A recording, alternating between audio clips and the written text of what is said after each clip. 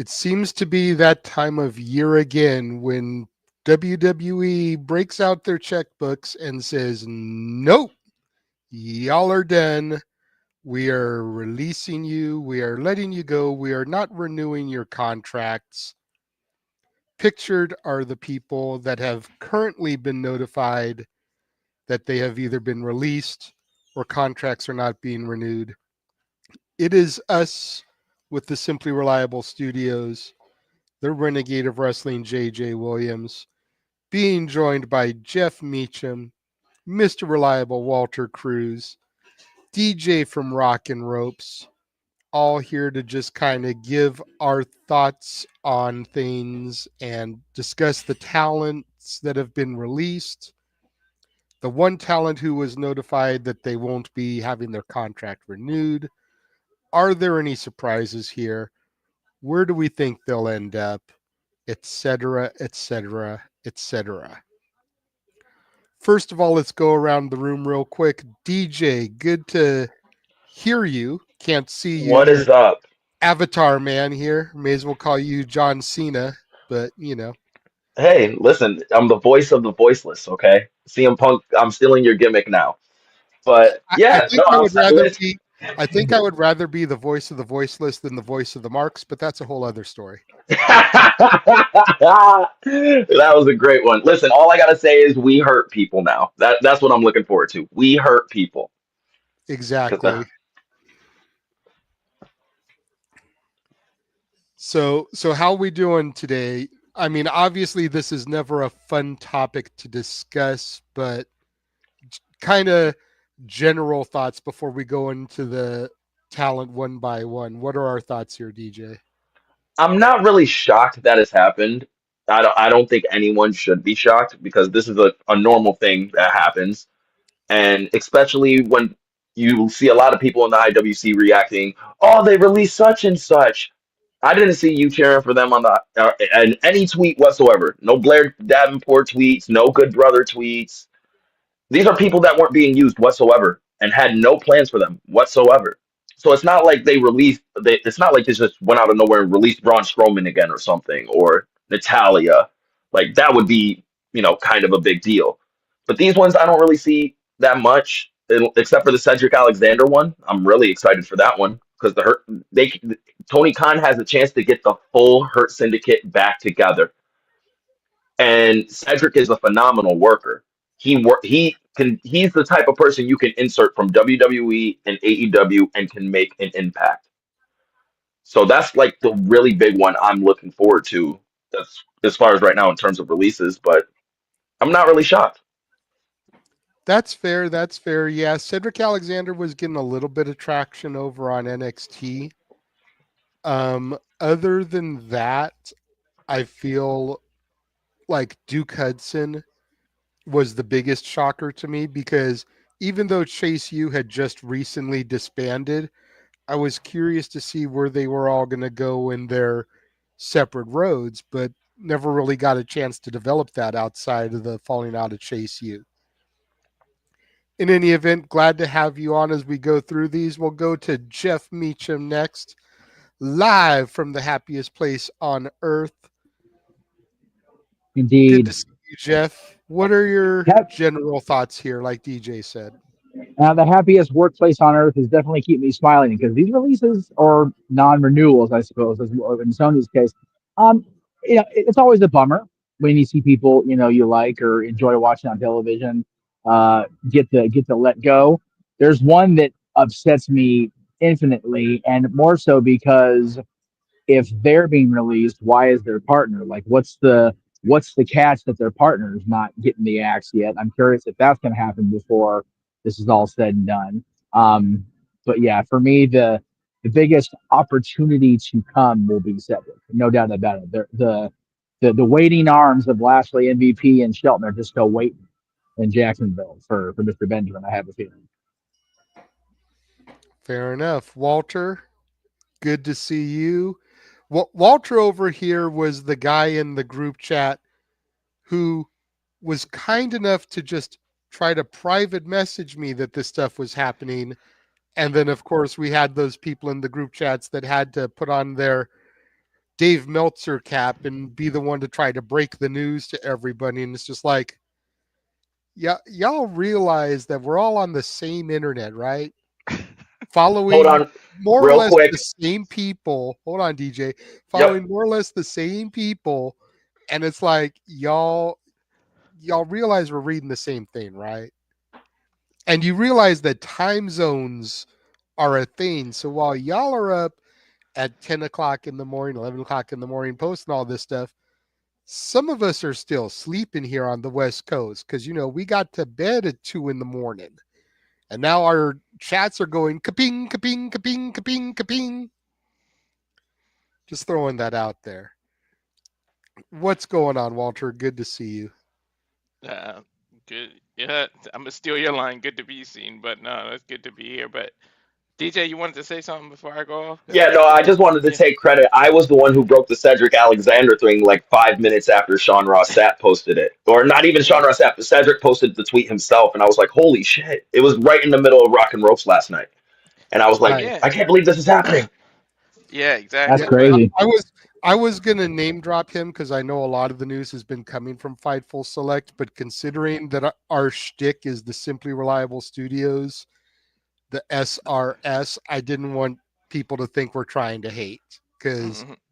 there's a decent relationship between a bunch of us within the team and SAP, so I didn't want to come off like He's I my was best friend. trying to. I know he is, DJ. I know. If you were on camera, I'd give you the whole there, pat your head, but I mean, a lot of people think it's a thing where we're like trying to stab at him, and it's not that at all. So I didn't want to make him the name that I threw out there. Everyone wants to be their Sean Ross Sapp in breaking news. That's why I use the Meltzer analogy. But yes, go ahead, Yeah. Walter. You were saying. Yeah, it sucks for talent. We're all advocates for that. We don't want to see people lose their job, but I mean, it's part of the business, and it happens every year, right around the same time, right near WrestleMania. They clear their books, but like I went off on the internet how they're never happy with the whole Jey Uso thing. It's funny Mhm. that these releases come out. Nobody gave any of these people two thoughts. They get released and all of a sudden people act like they're their favorite superstars all of a sudden. Where was that support when they were like actually on TV and stuff? Nobody was doing any of this pushback that people are like, I can't believe this person got released and that. Where was your merchandise? Show me someone who's got a Sonya Deville shirt. Or the Seriously. fucking Good Brothers. Yeah.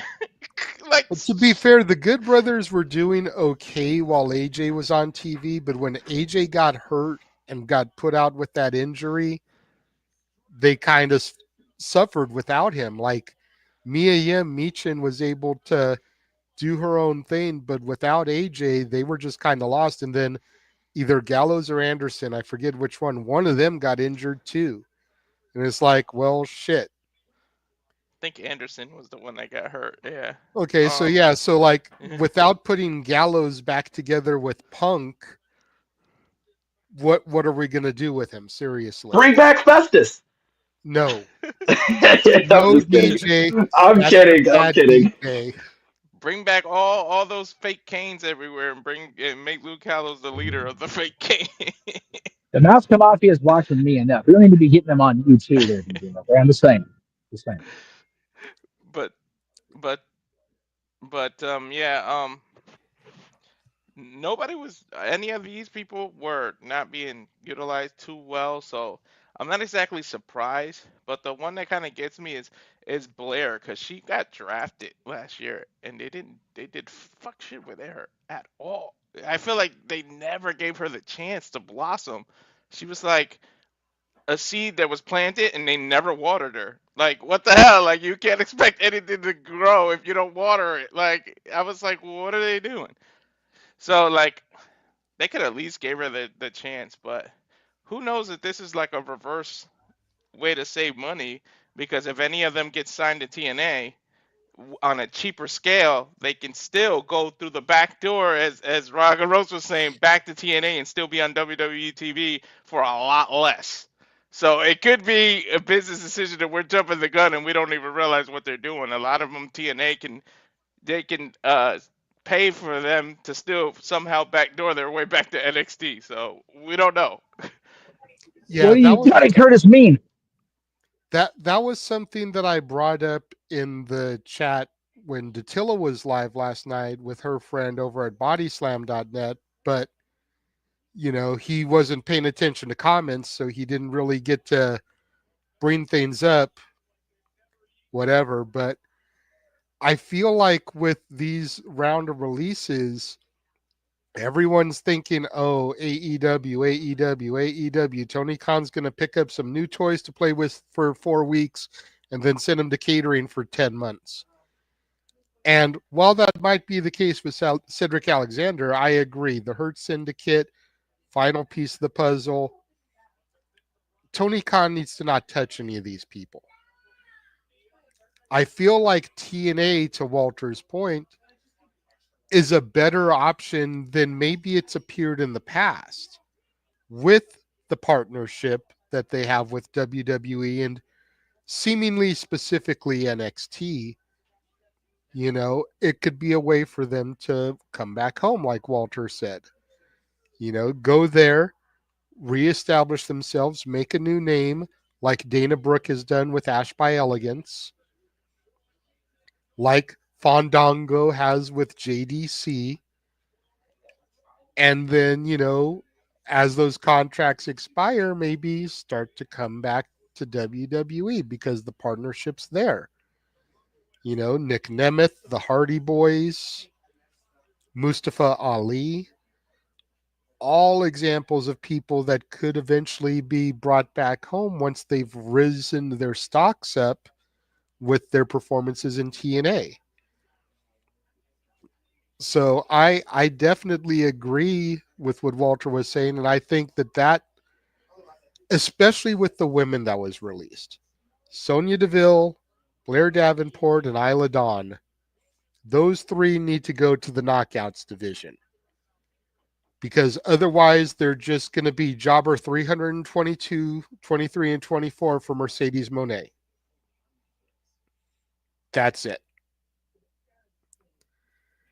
Yeah, no, you kind of stole the point from me that I was going to make in a second. That I think the women have more of an advantage of getting like immediate work when their either contracts are up or their 90 days is up.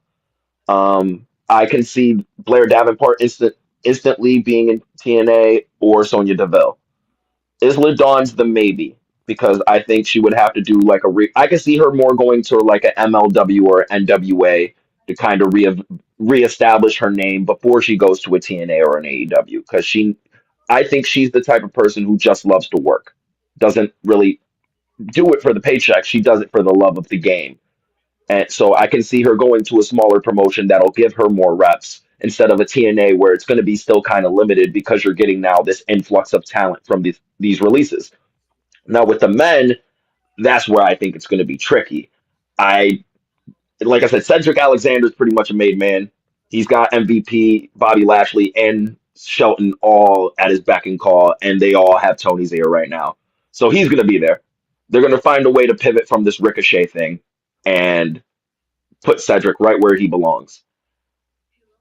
In terms of Duke Hudson, I think that's another guy who's going to be in the MLW, NWA type of, circuit, trying to rebuild his name and reestablish who he is in wrestling. And who was the other? The Good Brothers. They're almost AEW bound. They're friends with the EVPs. They'll get jobs. I trust me. Thumbs down. I don't want to see the I want to see Carl Anderson, but I do not want to see that tag team anymore. I'm sorry. Carl Anderson can still go. Luke Gallows is done. Like he's as a big man, his career has gone the span it needed to go, and this tag team is not as good as it was 7 years ago. So I think the Good Brothers they're going to get jobs in AEWs because they're friends with the EVPs. But if they don't go to AEW, I'll be shocked. Am I missing anyone in terms of the releases that I didn't say anything about? I think I said everyone.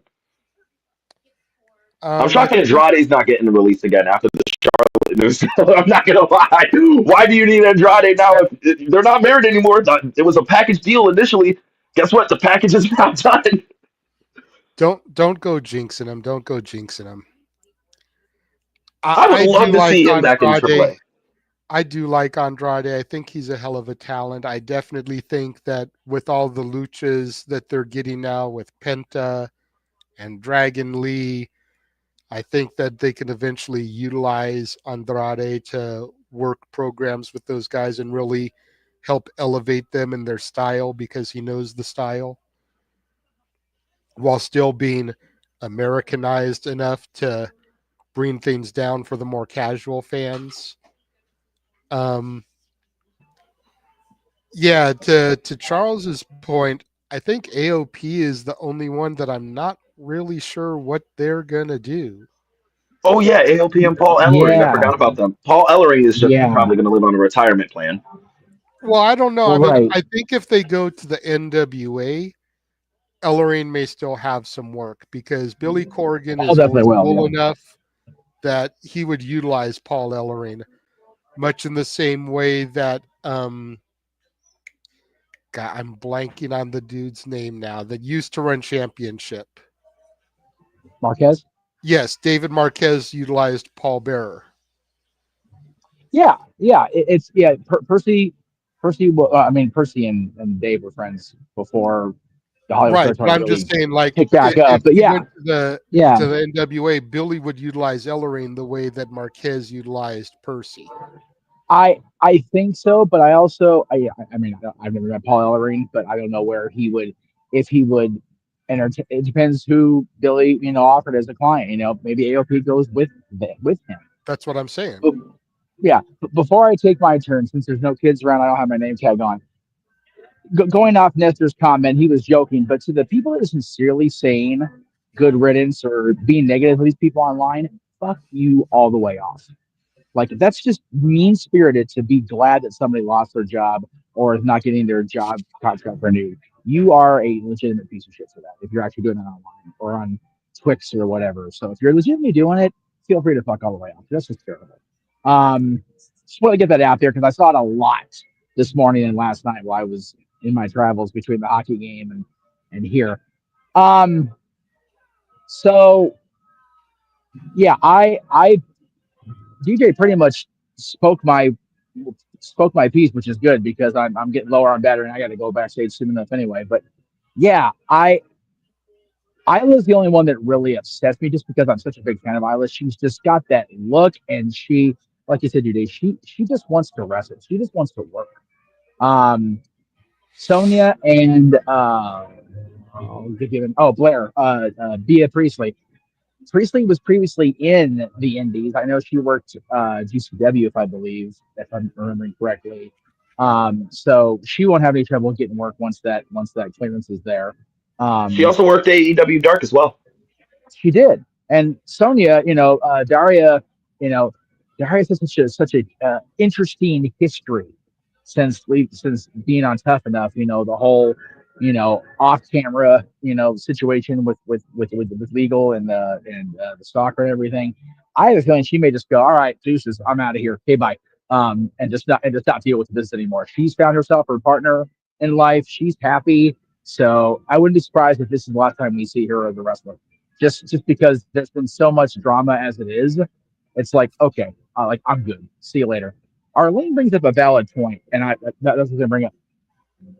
If Isla has not been renewed or is being released, what are they going to do with Alba Fire? Or is Alba Fire just the next name we're going to hear before the end of business day today? That's my thought process. They are a team. They have been a team for a while now, especially when they've been tag team champions, and they were the feud that merged the tag titles for the women. So where does one go without the other on the WWE roster? If they let Alba go, okay, then they can be TNA Knockout Tag Team champions. That's my thought process there. And I'm gonna try. I'm talking rapidly to try to drown out the music behind me so we don't get too copyright because the Esplanade music is the thing. But I can't on hear the the men's music side, on my end, so we should be okay, okay. good. Okay, good. As long as it's not getting picked up, that's good. Because they for your information, Jake, since the entirety of outside of both parks is now strictly Esplanade movement. There's no like specific like downtown music or like everything's Esplanade, so it's the same. I hear it all day. Anyway, as far as the men go, look, I love Carl and Luke, but they are not the guys they were when they were with AJ and just running roughshod over New Japan Pro Wrestling as part of the Bullet Club. They're not those guys anymore. Carl Anderson can go. Absolutely great with DJ. But the two of them together as a team do not have the appeal they did even 10 years ago when AJ, 9 years ago when AJ debuted with the company. So I think the thing with Carl Anderson is JJ and I first saw him as the tag team partner of Joey Ryan. So we know he can go with pretty much anybody. And he's a great wrestler in his own right. Yeah, it's just one of those, like you said, Walter, spring or in this case, winter cleaning, pre-WrestleMania cleaning this year, and it's just unfortunate. Cedric will end up in AEW. I can almost just like see the Hurt Syndicate shit on him already. Like there's no reason for him not to. Yeah. I'm trying to think who else I didn't touch on just now, so I can pass the baton. Again, Ellering and AOP, they will have a place in like a niche market like the NWA. Billy seems to entertain the old school guys and have a flair for gimmicks of that nature. So I'm surprised if they end up there. Duke Hudson bums me out. Like Duke being released bums me. And I know Chase U isn't a thing, and I know Thea is very upset. And I'm also wondering if she's thinking, damn, am I next? Or is Mr. Chase next? Thea's got that look and she's got youth on her side. She may be okay. I don't see Andre Chase having the same luck. So I wouldn't be surprised if not only Chase U disbanded, but they're dispersed before this is all done. That sucks for those talented individuals there. And it's unfortunate their storyline had to be the way to get Ridge Holland's life back on track after what happened with E.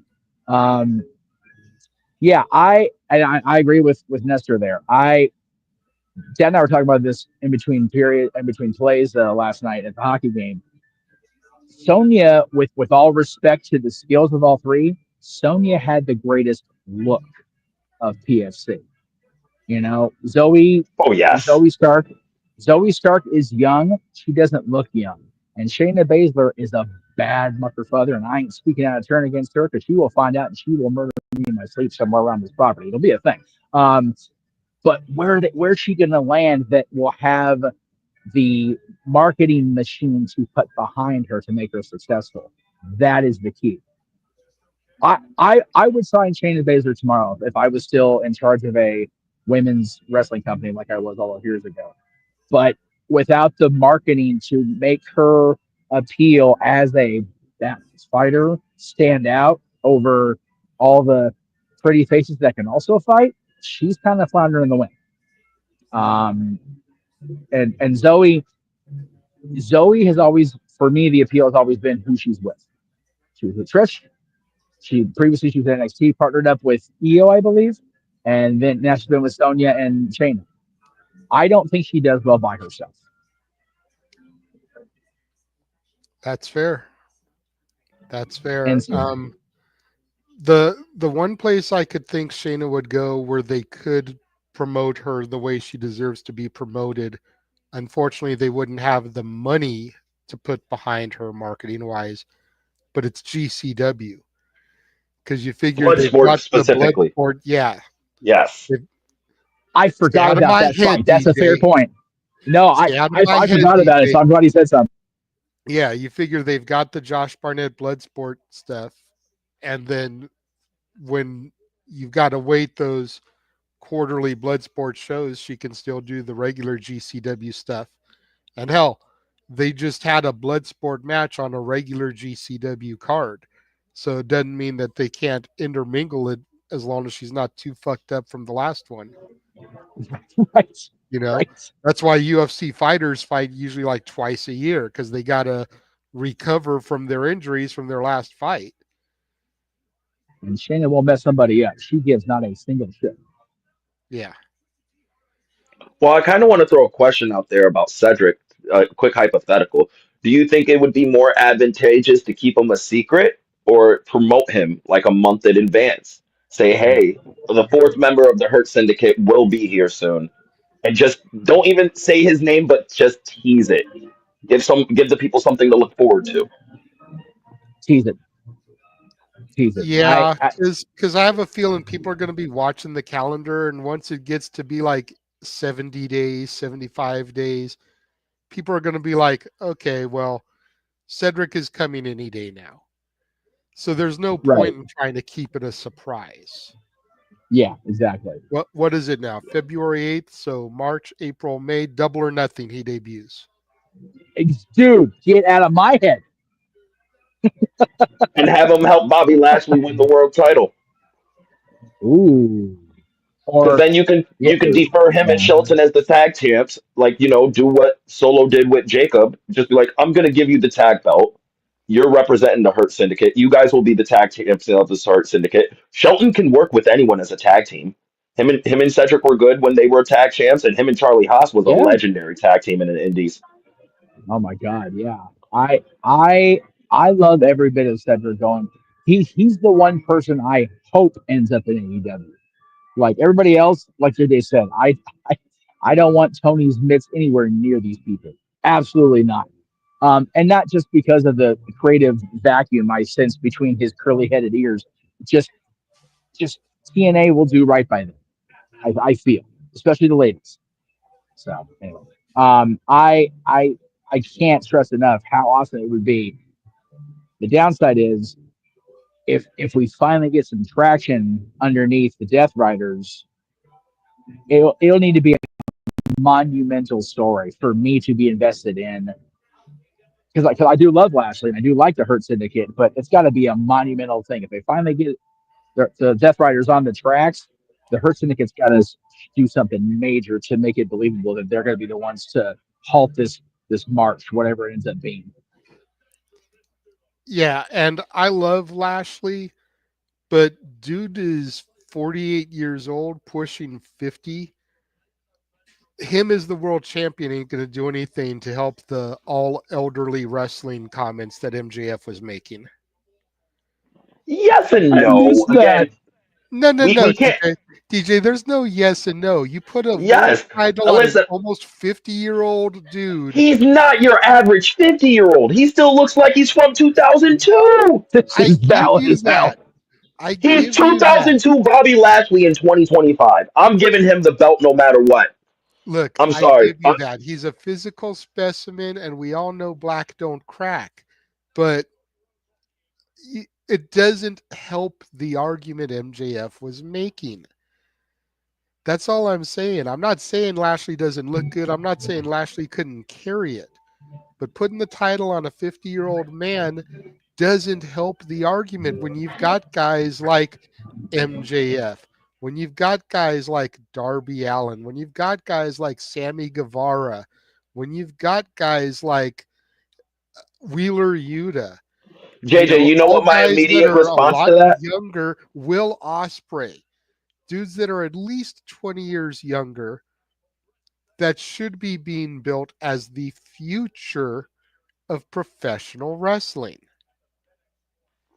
I understand that. And if my response to any of those guys, if I gave Lashley the belt, okay, go in the ring and take it off of him since he's I so was gonna old. say, let's have Max say the all elderly wrestling comment to Lashley's face and watch how far To Max his can face and keep have him settle it yeah. in a shoot match. You know what I Yep. mean? Have him Yep. have MJF try to take down that old ass man in the ring. See what Yeah. happens. He'll be Yeah. bent like a Yeah. pretzel. I love me some Jeff Jarrett, but Jeff Jarrett is no Bobby Lashley. I think Bobby Lashley is the one exception to that rule, just because again he's such a physical specimen. And that's like saying, looking at LeBron James and saying, "Look at you, Grandpa." LeBron James is still dominating the NBA at 40 and 22 years in. Yep. I have zero negative things to say about LeBron James's on court activity at this point. The dude is a stud when he has no damn reason to be. So Lashley's the same way. Lashley has been actively involved in fighting or wrestling since 2006, if you count when he came up to the WWE main roster. I have zero problem with him as the world champion, or at least in the hunt for it in AEW. If they're going to have a guy with that amount of talent at his age, you figure people were cracking on Chris Jericho when he was the world champion. They cracked on him more once he lost it and started getting in that Jericho cruise shape. Okay. Lashley ain't going to get in that cruise shape. He'd be all right. So I am here for that. But as I said to a friend of mine, I was texting last night, as great as a match that Lashley and Moxley could have, if the story's not there between the two of them and the Death Riders and the Hurt Syndicate, I'm not interested. It has to be, the story's got to be there for me. I'm not sitting here judging things on a Meltzer scale. I'm judging things as a wrestling fan. Agreed. And that's something that AEW has problems with that we've discussed ad nauseum in the spaces, right, DJ? Oh, Yeah. of course. I bitch about Tony enough in Rock and Ropes. Trust me. I could have a whole like probably 8 hour omnibus of me just downplaying all of Tony's bad decisions. This is also why we're doing this now and not during the shenanigans night, because shenanigans is going to be fun and TV themes karaoke, and that's what they're going to focus on. Since my butt can't be there, and I'm so bummed I can't be there for that. Oh, karaoke night. I forgot. Oh shit. Yep. Something. Something. No, I'm no, no, sorry. no, I, no. I had to That do it No, for no, not Noah. no, that I no, had to no, thing. do no, it for no. Noah. Damn it, not that No, no, thing. no.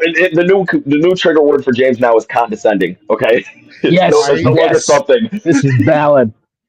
Yeah, no, the TV themes karaoke would be fun. I'm just going to be smack dab in the middle of my shift, and it's like, oh, bummer, because TV themes I can rock even with half the voice that I'm rocking right now. So, oh well. Anyway, So I feel like we spent a lot of time on Cedric Alexander. Sorry. No, no, no. It's fine. Let's just move on to some of the other talents, you know. Let's talk about Isla Dawn for a little bit. You know, it was mentioned the concern Isla Dawn being released. What about Alba Fire? You got to remember, Alba Fire was an NXT UK champion. Isla Dawn never was. You know, Alba Fire, I think they've seen singles star in. They just paired her with Isla to try to get Isla over. And it and it worked. worked. It worked big time. But I'm not trying to degrade Isla because I love her. But I think they looked at her more of just sex appeal than wrestler. Because you look at the way she would be presented herself, you think about the outfits she would wear as opposed to Alba Fire. And it just seemed to me like they were always trying to bill her as the sexy one. The one to get the prepubescent teens to come to the show. And Alba was the worker. She did the heavy lifting. It was a valid marketing tool and it worked because they got the 41-year-olds to go watch the shows too. Again, there's reasons I love Isla. Not trying to downplay it, but Yeah, in she comparison, is. it's like Bianca and Jade. I'm not saying Bianca's not attractive because Alba's attractive as well, but they're the workers. Jade and Isla are the look, the sex appeal. You know, it almost makes me wonder about Jade because she was taken out and we haven't seen her yet. There's been nothing to further the storyline. Oh, I have no leads. Could they just end up releasing her, writing the whole Oh thing no off, and that was way. how they get rid of her? Oh hell no. No, no. Oh There's too god, It, big of no. an I it's investment a there. thought. It's a thought. I don't want it to happen. Y'all know I don't want it to happen, but they've invested over a year with her, yeah. and while she's progressed, has she progressed to their level, to where they think she should be? Is she proving to be worth the investment, or is she not?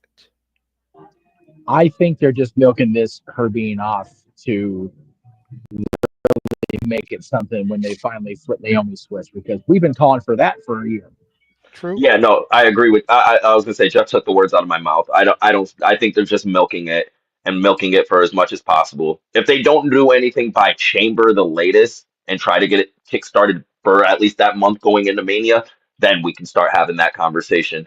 But I think they're just milking it for now. Bianca already just qualified for the Chamber. I think they're gonna do a big female angle in the Chamber. Jade returning might be it. So let's see how they build up the rest of these contestants first, because the only two confirmed right now are Liv, Alexa Bliss, and Bianca. We still have three more spots Yep. and a lot more story to tell. So I agree with your sentiments, though. I think WWE are asking those questions, but I don't think they're going to act on it anytime soon yet because they're still trying to attract AEW big names. They still want MJF in a year when his contract's up. They want they want Swerve, they want a chance to probably talk Swerve into getting out of his contract. Stuff like that. They still want to attract Starks. those big Yeah. names. Starks too. Give him the appeal. Shit, even Big Bill. They may want Big Bill and Enzo to come back after they saw him on the Jericho cruise. I was gonna say, dude, those two lit the cruise up. Even I was popping, and Jay That was knows the I best was not moment a of the cruise. fan. Yeah, I was not a fan of the shtick. I'm in the minority. Full on admit it, whatever. But man, I was with it when they showed the clip from the cruise. And yeah, by the way, Ricky Starks, new Defy champion. Happy for my boy Ricky Starks. So, hell, Tony don't want to use him. He's in playing championships. He'll be all right. Right. But But back to Isla Dawn, real quick. I just wanted to bring it back to her. I see a lot of potential for her future in the next couple years working the indies. I think she can get Yes. a really big name. And if anything, if Tony was smart, I'd bring her in just to dethrone Athena because you missed the Billy Starks thing twice already. That moment's way too, at least to me, that moment's past.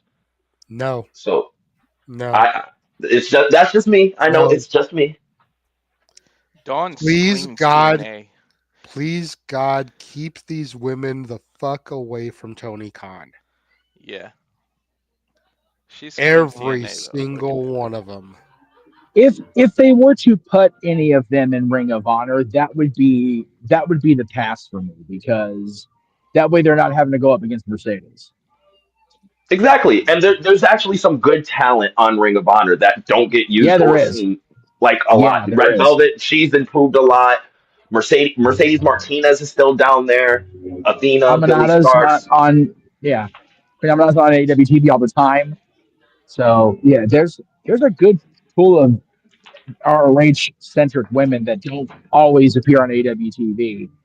They don't have to put Isla on there, and like you said, they've now done the Billy. God, I was for saying her name wrong. Billy Starks, Billy Yep, Sparks, Billy Starks. Billy Starks match twice at the same show, back to back years. They have to do something with Athena. She can't just fabulous move and be champion for 56 years. It doesn't work, man. Like they got to do something. Um, Isla could be a great way to, you know what? Um, Bea Priestley, Blair Davenport would be a tremendous way to go. Only because she's always or primarily been a independent talent, just happened to get signed and worked in NXT and WWE for a little while. But I always picture her more as the indie person more than the WWE person. So she would be a good Ring of Honor addition if anybody. I personally I don't want any of them to go work solely for AEW. If they sign a contract with Tony Khan and they're primarily Ring of Honor, I can maybe hold my breath and see what happens. But I AEW agree. only, forget it. I agree with JJ. I don't want any other women anywhere near Tony because eventually, whether they're ROH, whatever, he'll find a way to feed him to Mercedes. I'm telling you. Yeah, wait until Mercedes that he feeds Athena to Mercedes next. I feel like honestly, without any Oh new talent God. coming in, I think that's where they're going because they didn't give it to Billy Starks. Billy Starks, like I said, that was the moment. That was the time to pull that trigger, and Yep. Tony didn't do it. There's a Especially year reason Unfortunately, for two. that. Unfortunately, I completely agree. Allin is in Texas, Athena is from Texas, and Mercedes takes the title from Athena. Mercedes 5 belts. All right, I'm telling you right now, if that happens, I'm going to take part of my Disney checks and we'll start planning the memorial service for Ring of Honor because that's it. That's it. And then she'll find a way to fight Tony Storm and get that belt too. Wait, wasn't it rumored that she's fighting Megan Bayne for the HOG World Title? Could Because be, but she's doing a day at HOG, and Megan Bayne is the women's champion there. and she just got the All Elite banner, so maybe. Exactly. So that's what I'm thinking. In order to keep that relationship still there, so Tony can foster talent, not false foster, but get talent from somewhere. I realized I had producer control. Sorry, Jay, my bad. No, it's okay. Yeah, I knew she was going to House of Glory, but I didn't know she was fighting Megan Bayne. I hadn't heard a match announcement yet. No, no, no. There's no match announcement. It's just that's what's been rumored. Got you. Yeah. I also am genuinely curious. I know we're supposed to talk about releases, but where they go with Harley and Mercedes, they're probably just going to have Harley job out. But the program is funnier than hell so far. I think anyway. I think it's Harley's great. made that program. Yeah, Harley's He made that has whole thing. I Renee's yeah. reactions in the interviews are just as glorious. Oh yeah. And it's Like I like, I'm said, just trying to do my job here. I've said for like the past 3 weeks, Harley Cameron and the Hurt Syndicate are the best thing on AEW television right now. Harley Cameron is the Chelsea Green of AEW. She can just turn anything into gold. Anything. They give her a mop, just go out there and get this mop over. She'll get the mop over. Yeah, She'll give that mop a voice. yeah, exactly. She gave a puppet a voice. But yeah, with the releases, trying to go back because I'm getting short on time again. Like I said, um, Duke's the bummer for me as far as the males go, just because I still think there was unlocked potential with Duke Hudson. And like I said, Jay, I worry about the rest of Chase U. Somebody mentioned Riley Osborne in the chat too. Like they haven't used any of those people since the dissolving of Chase U. So Yeah, I just Andre I just Chase has fear appeared on TV a couple of times since they broke up, but I haven't seen Thea, I hadn't seen Duke, and I hadn't seen Riley. I know they're working like the house shows or like live events type stuff, but that's few and far between now. They're cutting back on those across the board in WWE. So for me, Duke's the bummer, Isla's the bummer, um, and and Duke and AOP and Paul are the only ones I worry about. Like they're not going to land really anywhere. And I think Sonya will purposely choose to be done with wrestling. That was my point I made earlier. So yeah, I've made my points. I've said my piece, and I will gladly my mic and let everybody else spiel because I've been babbling too much. You don't think, one second, Walter, you don't think there's a possibility of Fire and Desire reuniting? Um, that really depends on if Mandy gets back into wrestling full time. Right now it seems like she's just kind of like, whatever about the business, although she did manage to chirp in about Tiffany stealing her catchphrase. It's like, are you wrestling? Are you going to be doing anything with WWE or anything with wrestling anytime soon? Why mention it unless she knows something we don't, or unless she's trying to justifiably get attention on herself? Because I'm sure the influx of subscriptions is not exactly going at a breakneck pace like it was a year ago. I don't know. I don't subscribe to her page. I don't know what the subscriber count is. But if she's still involved in wrestling, then sure. But again, Darius had so many stutter steps and real life drama as a result of wrestling. If I'm her, my thought process is get in the car with my partner and drive as far away from it as humanly possible. Go ahead, Walter. You had your hand up. Um, so taking it back to Duke, um, it hurts, but I'm not gonna lie. I won't say I'm surprised because what was JJ and mine's main argument when when Chasey was going for that like if they don't win the tag team or they break up, our main argument was, what do you do with them once they break up? It's like we really don't see any of them making the main roster. We kept saying it. JJ and I kept verbatim said that. So now that he's released, like it kind of justifies what we were saying. And now look at everybody else in the group. They're kind of lost. Like Chase popped up what 2 3 times, but they're really not doing anything. They're not doing anything with anybody. So it's like I'm a little nervous about the rest of them too. It's like, but shocked isn't really, we can't say shocked because we kind of saw it Yeah, coming. no, It's sad, but we knew it. We yeah, I'm all said bummed. it. We all kept saying like, what would they do if they broke up? And then they did the breakup angle. And once they did that, we all kind of knew, oh crap, some stuff might happen. Like we kind of Yeah, saw this coming.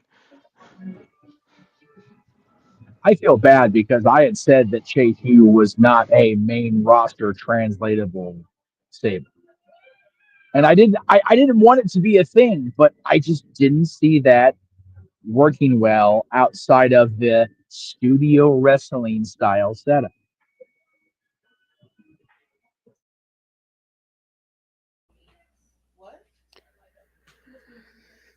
Yeah, I mean, Duke is somebody I could have seen maybe climb the ranks within NXT coming off of the Chase U dissolving. But as far as main roster, you're right. I never saw him as anything except maybe a tag team guy on the main roster, unfortunately. You know, the big guy link up with the small guy, do the Diesel Michaels shtick, you know, the enforcer power guy with the small guy. But I don't know. I could have seen Duke as the North American champion. You know, maybe take the title off of Tony D in an effort to try to legitimize Chase U and kind of show that Andre Chase's teachings amounted to something. You know what I mean? Yeah, no, it would have been a great way to keep that story alive. And but I don't, like I said, with them breaking up, the obviously what else could you do with it following up with any of them? Like as much as Andre Chase got that gimmick over as a solo doesn't really intrigue me. Thea Hale, I think, is the only safe one around because she has a look and she can cut a promo. She needs to just get more comfortable in the ring and get more reps. And I think they're going to be working with her a little more now. Duke Hudson, he could have been in the North American Championship picture, but I don't know. I just between like Rich Holland, Javon Evans, Ethan Page, I can't really see him going over any of those guys at the moment. Those are guys who are prominently featured in NXT. So it's really hard to say he could have been the one to dethrone Tony D'Angelo. Then what next? You know what I mean? I don't think people would really take him as seriously as that high mid Carter yet because he didn't really go through anyone. Just I'm just gonna get a random match with Tony D and become the next North American champion over everybody who's already put in the work above me. So, but I also think like I said, I think if he goes to like an NWA or an MLW, he can find a new gimmick, get that gimmick over, and maybe go to TNA after. Because again, the TNA men's division isn't really getting much better either because WWE is going to start taking who they want. They're going to start teasing Moose with and for a good time. They're going to tell Dolph Ziggler, "Hey, we miss you. We want you to come back and have one final run before we put you in the Hall of Fame." Joe Hendry is pretty much the number one guy on that their eyeballs are on at the moment. They know he's money.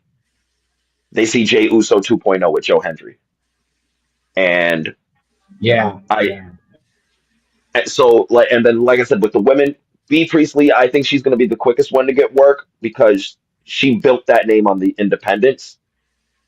Again, she already has that relationship with Tony and AEW. If she wants to go back there, she'll go back. But if she doesn't want to, I could see a TNA offering some money to be a knockout. And Isla, same as well. She could be a knockout too. I just think it would benefit her more going to an NWA or MLW where she can constantly get those reps. And I don't think she needs TV time right now. I think she just needs reps, own her craft, find a gimmick, or not even a gimmick, but just find something that gets attention back on her and gets interest back in her. And then, like I said, the Good Brothers, I really don't give a shit about. I think Luke Gallows is done. They're an overrated, overpaid, overhyped tag team.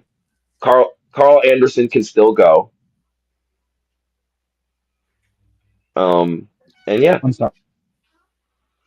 those are lovely pictures. Just randomly.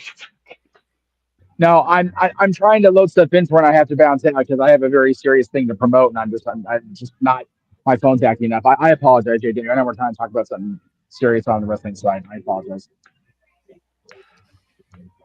It's okay. Go ahead, DJ. You were still saying? And no, all I was pretty much saying is Good Brothers, yeah. AOP, I think they've had enough chances everywhere, and they just haven't really got over like how they initially did in their first NXT run. I think I think they're going to be ones who are going to Yeah, just like, I'm out. We tried enough at this wrestling thing. We're obviously not that good at it. We're just going to bow out while we still can. Good brother, like I said, I see the Good Brothers getting work before AOP. Paul Ellering, if he wants to work, he can, but I think he's going to retire off the paychecks WWE was paying him. Yeah, I don't think Paul Ellering really ever needed the money to come back in the first place. He's probably set from all his LOD days, and the right. residuals from that shit. Yeah. But Royalties are a beautiful thing from the '80s wrestling. Good Brothers, I don't know. Do we think maybe they go back to New Japan and get reinserted with the newest incarnation of the Bullet Club? Kind of like the OGs coming home? Only if No, they take less money. yeah, I was gonna say I kind of agree with TJ. Like I think their time is done. Like, when you have to remember when AJ came into the Bullet Club is when Finn Balor was leaving the Bullet Club, and they did a whole big thing on the new lion, literally guzzling the old line on the way out. They did the same thing with AJ when they and with Nakamura. Like it's you know the Bullet Club and New Japan overall don't tend to dwell long on guys that are long since past their shelf life, because they have a lot of talent over there too. I mean, yes, they're making a really big deal, as they should, about the end of the Ace's career, but it's I don't see them generating enough of a buzz long term to warrant New Japan showing that money out for them to come back. I And again, you don't ever hear from those guys on social media about not getting news. I really don't think they're going to have that much of a gripe. I think they're just going to be like, okay, it is what it is. If we happen to get an indie date here, a random, thing here, and yeah, they are friends with Matt and Nick. I mean, that's documented. They were all part of the Bullet Club back in Japan, and they work together in other companies too. So yes, that is a possibility. It's not one I'm willing to be okay with entertaining. I don't want to. You almost come back to TV themselves, let alone have more people with them. Like no. So, but I like Carl and I like Luke. So it's one of those catch 22s. Like I want them to work. I want my longtime associates to be happy, but I don't want them in AEW mixing them with Larry, Daryl, and Daryl. I'm good. Like I said initially, I think Carl Anderson still can go and has a lot to contribute to wrestling. He can be a Yeah. great upper mid carder, and even you can steal a main event with him. It's Luke Gallows that's the issue. He can't really move that Mhm. much. He's not a great talker at this point in his career. And if you keep them together as a tag team, they're not really that much of attraction anymore. There are better other the tag team game has just passed them in terms of the style that everyone Yes. else is implementing. What about them going to the NWA? Do you think they would be able to have a shelf life down there? Obviously, they wouldn't get paid as much as they would in TNA or even New Japan, but NWA's got guys like Knox and Murdoch. who are a established tag team over there. They might even still be the tag champions. It's been a minute since I've watched to know if they lost them or not, but Knox and Murdoch versus the Good Brothers, or even have them separate and maybe have Gallows join them as a stable to make them a trio. That way Anderson can be free to do whatever else that he wants to do. My only retort to that would be, would they get more over down there? I don't think so. I think if they go down there, they're going to be just as over as they are, and they're going to get slightly diminishing the more you see them. I don't see them coming in and making an immediate, they'll make an impact when they get down there because they're still the Good Brothers. They have the name. I just don't think they'll be a good long term investment. Let's just remember, DJ, this is the same company that put the championship onto fucking Brodus Clay for a year. You're right. I should shut up. I And should then shut up. They, and they then also still employ Pirate Paul Burchill. It's Billy Corgan booking this shit. Why am I even questioning this? You're right, probably. Paul Burchill is a thing in the NWA. You didn't know Paul that? Burchill, I did not know that. Yeah, not Paul Paul, Burchill. just Burchill. Wow. Good Mhm. on Paul for getting a booking, man. Hell, why not? Jeez. They That's can great. fit there. Good They for can Paul also fit Burchill. New That's Japan, like you said, if they take less money. But well, And if we're being honest, going back to the Isla Dawn thing, since the NWA just kind of came back up, there's a bunch of women that I would love to see Isla mix it up with in the NWA, probably more than I could name for TNA even. this is You know, valid also. Isla versus Kylie or Kenzie Page. Isla versus Tiffany Nieves. Isla versus Hollywood Haley J. Isla versus La Rosa Negra. There's some solid women down there in that NWA women's division, and they only wrestle like 3 times a month. They The have like only a issue, TNA schedule. the only issue is Jay, if they put Isla versus Natalia Markova, the screens will melt or explode. This is accurate. James would not know what to do with himself. me neither. He would short Especially with circuit. Natalia, especially with Natalia Markova being the new Oceanic champion and planning Yes. a full-on bikini photo shoot with that. Like her and Isla going against each other, like talk about internet breaking down. Like, no. Hmm. But at the same time, yes. But at the same time, no. Anyway, I unfortunately do need to go. I realized how low my battery was, and my charger is way over. So very quickly, I unfortunately have to bring it down just a smidge here. On the way to the hockey game last night, I received the news that one of our longtime friends on the ice crew, back in the ice crew days, Gabby, pictured here with JJ, 3 different games. I love you got the Ice Dogs jersey, one of the pictures, by the way. That is solid. That Tremendous. was my Nicely done, first sir. game. That was your first. Wait, no. No, because Yeah. she's wearing the. That was my Okay. first game. I guess they were still wearing the older uniforms as alternates. Anyway, yeah, that's awesome though. That's the Ice Dog picture. And then of course this is her and our buddy Ashley with Dylan. God, look at Dylan. Good grief. But since then, she has gone on to have herself a little family. She just had a little one about 6 months ago, I believe it was. And her and her hubby have built an amazing little family, the two of them, with their 3 adorable kids. And as I was saying, I unfortunately found out last night on the way to the hockey game that she is now dealing with stage 4 colon cancer. That's also spread to her liver. It sucks. So I am please encouraging everybody to follow the link at the bottom here on GoFundMe. They're at 73% of what they set up for the goal, and it's been less than a month since they found out. So everybody in the Kings is involved in this.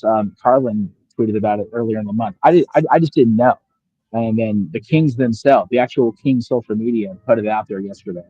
So we all love Gabby. She's a sweetheart of a lady, and I can't even imagine those three little ones and her husband, God bless her husband, just having to deal with this. So the GoFundMe set up for, just little things like, making sure the kids, still get to enjoy the simple things in life, whatever happens. So I please, I, we'll shill, we'll plug.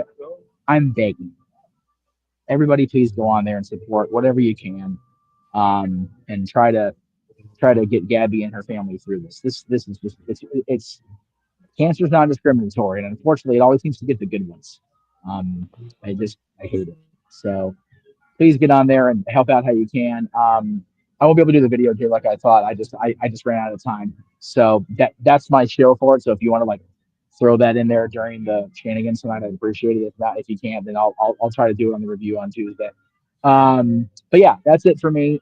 Enjoy the karaoke tonight, fellas. I know it's going to be fun. I'm bummed I can't be there. And yeah, I'll see you guys when I can. I'll be on the Nuke review Tuesday. So if not before then, I will see you then. All right, you have a good one, Jeff. And I just also want to say, fuck cancer. Right. Exactly. Lord, help me. So someone who we haven't really talked about a lot in all this is Giovanni Vinci. Oh He shit, I was forgot about him too. he was another name that was listed. Really not a surprise to me. I liked Giovanni Vinci.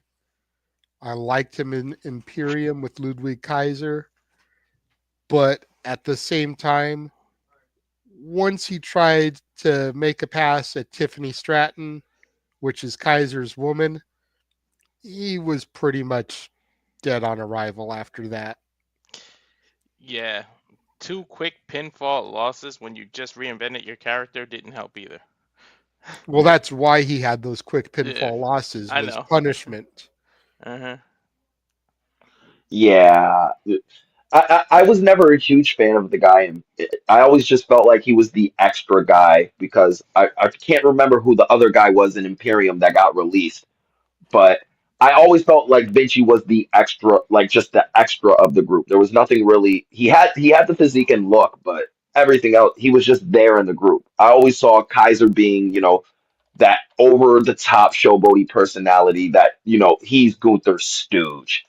That like you could tell Kaiser is just purely a stooge.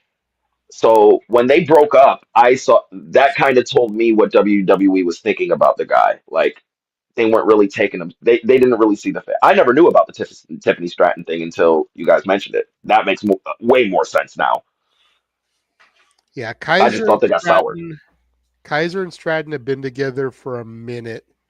Mm-hmm. Going back to when she was the NXT Women's Champion, I think they were together, and he was already on the main roster.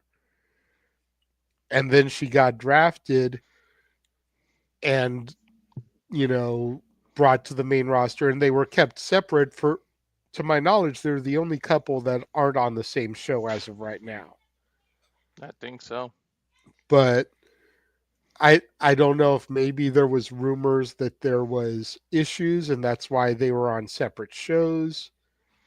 But Vinci decided to make a go at it, and that's part of why the team broke up in the first place, was because Kaiser couldn't trust Vinci. So that just comes down to baby mama drama when it comes right down to it. No, there's no kids involved, but that's just the humorous way to put it, relationship drama. Yeah, no, definitely. Like I said, I never knew that. So just it makes so much more sense now why he got the treatment he got He and thought it why Kaiser was the one to beat the fuck out of him on television. And it looked stiff as hell when he was doing it. he thought it was Tiffy time and it ended up being release time for him. That's messed up. Like, It was Vinci time with Tiffy time. right? Yeah. Honestly, with him, I don't. Yeah, I can see him going. He's another guy I can see going to one of these smaller indie promote. He has a look. He needs to learn how to talk though. He needs to learn how to cut a promo, and he needs how would Jr. and Vince say it to? I can't remember the exact phrase now. I had it on the tip of my tongue. Something to hang your hat Blasphemy. on. There we go. No, something Uh, to hang your hat on. uh, Like he needs to find that thing where people know him for that thing. I'm not saying go out and do the Joey Ryan Dick spot, but do something to get some attention on you. Damn, you brought up Joey Ryan. I listen. That's the only. I hate. Let me just get this out the way. Unrelated subject. I hate Joey Ryan with a fucking passion. I think he's the dumbest wrestler possibly to ever enter the business ever. Yeah, I'm just gonna flip people with my dick. Like, who thought that was a good idea? Like in general, I thought cocaine was less of a bad idea than Joey Ryan. that Then Michael that says a Jackson lot. wrestler is less of a bad idea. Jesus wrestling in the ring was better than Joey Ryan. Did you guys see the Jesus doing the spots in that one indie around Christmas? No, It was hilarious. Jesus was in the ring against two jobbers. He's doing double clotheslines, double suplexes, double DDTs. no. I No, saw no. God walk out of a tag team match with Shawn Michaels. But yeah, no, I have no respect for Joey Ryan, and I'm glad he got vilified and kicked out of the business the way he did and fired from his Disney job. He was trying to be Wow. Big Dick Johnson 2.0. Yeah, now he's little Dick Denny working at Denny's. Wow. Okay. But yeah, Good. back to the real wrestlers. Good to know that about you, DJ. I'll make sure to not bring Joey up that much because Joey is a dude that I always liked, but that's a whole other story. I thought he was just the epitome. He's the epitome But to of be what fair, wrestling business shouldn't be. I was a huge fan of his before he started doing that stuff. Okay, I can respect you for that. If you were a fan of him just because he was doing the dick No, spots, not at I'd be all. like, JJ, come on. I was a fan of his when he was still known as the technical wizard, Joey Ryan, and came out with a fucking Jedi cloak. Oh my god, I'm so glad I didn't see that shit. Oh my god. But But anyway, again, so, back to the so real wrestlers. Giovanni Vinci, I can see him try maybe go into a smaller promotion. I don't see people going out there asking for him. I think he's more of the type of guy who would have to sit there and look for his dates. I don't see a big clamoring for him like the other names. Other names I can see people saying, "Oh, you're free. I want you. You're free. I want you." Giovanni Vinci. how much you charging? Yeah, like how much you want per date? You said what? A grand? Nope, sorry, you getting 500. Yeah, Like especially that's gonna since be a he weird thing. hasn't been on TV lately. Yeah, no, his value is super depreciated. The last time we saw him on TV, he was getting his ass kicked and doing jobs looking like a Jersey Shore ripoff. That Italian suit took a big hit in his bank account, probably. I thought it was Mike the Situation walking out when he was doing his entrance. I'm like, why are they entertaining this? That was probably one of the few actual burials on television WWE has done in the past few years. They went out of their way to make that guy look bad. Like I thought the Roman Reigns dog food thing was bad, and that was like more of an accidental burial. This was purpose. Like the Giovanni Vinci thing will be studied in history as purposeful. This is how you purposely bury a motherfucker. Yeah, this is the one that I really wasn't surprised about because of all that stuff. Like No, I'm glad you guys told me. as soon as I saw the thing about Duke Hudson, because that was just kind of quiet in January. Like there wasn't a whole lot of traction about it until he posted the video on his social media where he interviewed himself. And then the others came out yesterday, and then the ones came out this morning, and it's just like this one doesn't surprise me. This should have been the first one dropped. You know, Giovanni Vinci been like, oh, okay. You Yeah, know, I've seen on Twitter actually no one give a shit about him being yeah. released. Like no one's talking about it. Jeff made the comment earlier, and you know, I 100% agree with him that if you're happy for people being released, then f off because, but like, he's the one person that really I kind of nonchalantly cared when I heard about it. It was like, he did it to himself. You know, trying to pick up your buddy's girl, you did that to yourself. Yeah, especially your tag team. Like when it's your tag team partner, that's like a different bond. You know what I mean? That's your brother. That's the person you're trusting with your body and your life in the ring. So He was trying like to he was trying to get all rated R like Xavier Woods. Mhm. Xavier Woods and Edge, jeez, like he thought he could pull that maneuver, and I'm like now, like I said, now that you guys said that to me, and I never knew that, it makes everything makes 110 more sense to me. Like, and yeah, same to just message. No one should lose their jobs, and I don't advocate for that unless the person is really, really bad at their job. Then maybe they should lose their job because they're bad at it. I'm sorry. I'm not. Right. That's the only time I would advocate for it because obviously you're not doing your job correctly. You should go do something else. That's just me being telling you the truth and not just saying you're a terrible piece of shit and you should never get work again. No, just maybe wrestling ain't your thing. You should go do something else. Maybe go acting. I don't know. Maybe Miss Rachel's looking for new people to help her out on her new Netflix show. I don't know, but it I don't think anyone should lose their jobs, but it's a business at the end of the day. Some people are gonna have to lose their jobs sometimes to either cost cuts or make room for other people who deserve that spot. And I think Tony Khan should adopt this only for the fact that he has an overbloated roster and he's paying people to not do anything. And some of those people can actually apply their craft somewhere where they can either A, make money, or B, get the opportunity to make more money.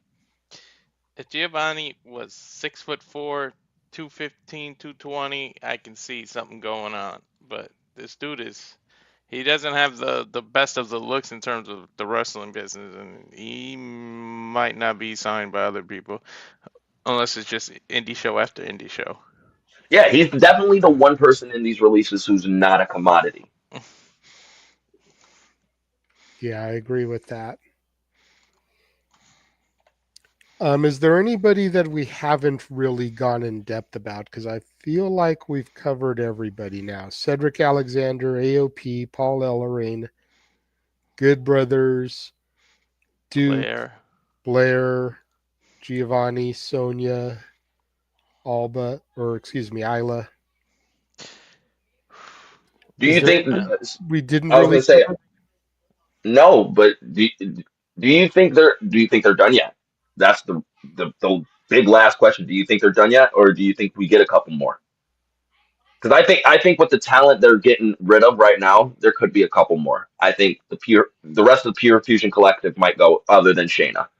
Shayna's the only person you can maybe still do something with because she's the UFC badass.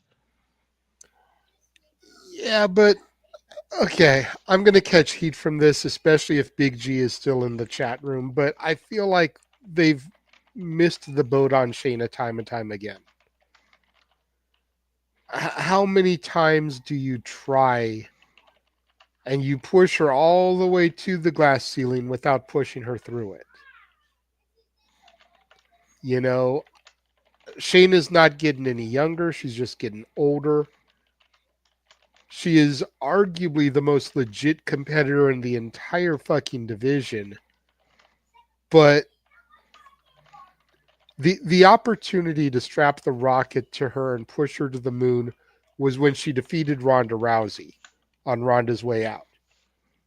And she was hot for 2 weeks and then she cooled down. Yeah. No, and as you said that, I just realized something. All the MMA four horsewomen are about to be gone if Shayna goes. There's no Mm-hmm. Jessamine Duke. There's no Marina Shafir. There's no Ronda. She's the only one left. I Yeah. think, and I think that I don't know. She might be the next one to go. Now that I think about it, because I And think you know, WWE has seen the end of that experiment. we talked a little bit ago about Shayna going and working for GCW because the blood sport and everything. If I'm being honest, she's the only other one I would maybe want to see go to AEW because you could link her up with Marina Shafir. You know, I granted, could I see would Tony like doing to that. keep I would like to keep Shayna as far away from the fucking Death Riders as possible, but put her with Marina Shafir, and that could be And interesting. don't forget, Ronda has done some Ring of Honor dates too. You think Tony would reunite the MMA for Four Horsewomen? Possibly. Go ahead, Walter. You got your hand up. I think Shayna may be the bigger security that Piper and Chelsea are looking for. You get Shayna to do that and just let her be your bodyguard for a while. Like you can do that for Shayna. Like I just don't want to see her No, release. I Like like that. I no, but I really like that though. I no. see you shaking I, your head, JJ, but I I'm like gonna that. tell you why. I'm gonna tell you why. Okay. I love Chelsea Green, but you cannot look me in the eye and tell me Shayna Baszler would be content playing third wheel to Chelsea Green. If her Shayna is other, way better than that. I think if her other option is being jobless, she'll do it. No, I think she'd rather go to GCW and do fucking blood sport all the time than be Chelsea's bitch. It depends on the paycheck. Depends on that paycheck. I think that's kind of what plays a factor in Shayna. If they want her there and they want to keep her there, she'll be there. But if they Let, don't want her, I can see her let, going. Go ahead, let JJ. me ask you this, DJ. How long has Shayna been in the WWE? I want to say since 2018.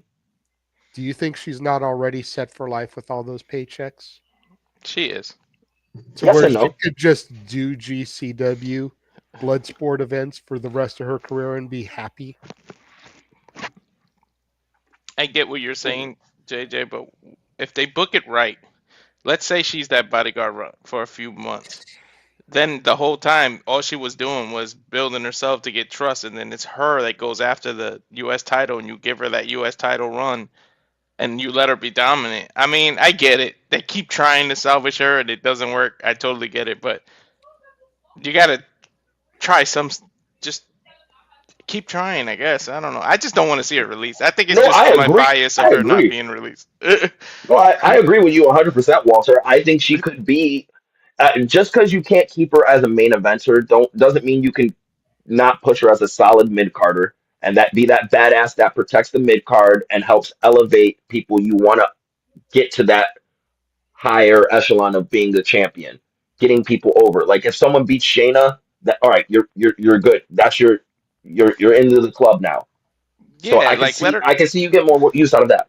Yeah, let her get a few months as the bodyguard, and then she gets that title, and it's like you do the Cena thing, lay the title in the ring, like I dare one of your asses to come get this off of me, and like let her do that. Like, The Shayna Open Challenge gimmick. Yeah, again, that's but Triple H. You better be listening to this shit. He's giving you gold, guy.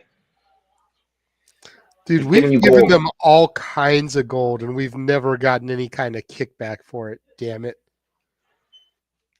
Well, they need to start taking your ideas because all the ideas they're doing as of late has been. It's actually I lied. That LA Knight promo last night was pretty fucking the entire three way. They actually got me into a three way match, which is very hard to get me into because they're all almost the same. Yeah. But that three way between Drew, LA Knight, and Jimmy was really good. It meshed well together. It kept me in. Drew, um, oops, sorry, especially the Drew LA Knight stuff, and I was really into that match when I rewatched SmackDown this morning. I was vastly impressed, the and beginning it promos got me, alone. and the promos too. Yeah, that entire segment was great, and it gave me hope that we're not getting Priest and Drew at Mania. Please give me Drew and LA Knight. I'll take that. I will take that any fucking day. They used the internet trolling rumors to perfection. Like LA Knight said, "Oh yeah, I got to get my stuff in," because that was the rumor of why McIntyre was pissed. And then McIntyre said, "I was pissed off in the back because you get away with this in Raw." It's like I love how they include it. They don't hide from that stuff anymore. You should have seen the smirk on Drew. Drew had a similar smirk on his face when Punk hit him with the "Who chose you? Huh? Say his name." Like when Drew gets hit with a shoot comeback and he knows he's gotten, you can see it in his face like, "Oh, you got me, you son of a bitch. I'm gonna get you next time." Oh, that was one of my favorite moments of the night, just watching Drew's facial. Drew has great facial reactions. A lot of people don't notice that, but Drew's facials are possibly some of the best in the business. The way he just reacts to everything. I'm hoping they kind of make him a Money in the Bank winner and kind of reverse what they did last year. Now it's him that can control it. I was going to say he is a Money in the Bank winner. He just didn't successfully cash in. I meant now, again, and do it the right way. What I actually, quick wish, I want them to do another Money in the Bank match at Mania. Since everyone's cashed in, just do one Money in the Bank match just for the hell of it. Just to make Monday After Raw interesting. I definitely think Money in the Bank should be moved back to Mania. Do the men's on one night, the women's on the other night. It'd make more sense. So much more sense. And that's how you get more people booked on the WrestleMania card, because those matches are always at least 6 deep. Mm-hmm. Exactly. And it could be the one thing people look forward to every, like the Undertaker match.